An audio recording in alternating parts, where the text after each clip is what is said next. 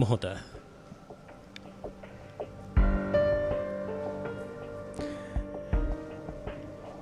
1970 මැයි 27 වෙනිදා එතුමා අපේ රටේ දේශපාලන ගමන් මගේ සුවිශේෂී සටහනක් තබමින් 1970 මැතිවරණයට බිලියත් ආසනයෙන් ඉදිරිපත් වෙනවා.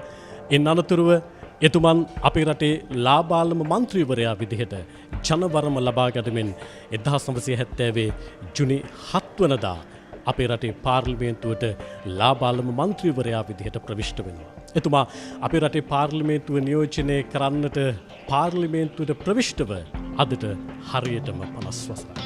ඒ 50 වසර පිළිබඳව කතා කරන්නටයි එතුමා ස්වාධීන රූපවාහිනී පරිශ්‍රයට සම්ප්‍රාප්ත වන්නේ.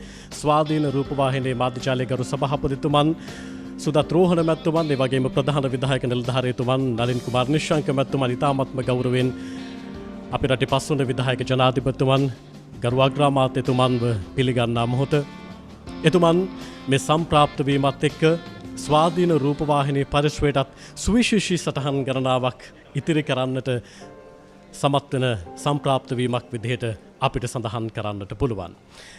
ගරු සභාපතිතුමන්, ඒ වගේම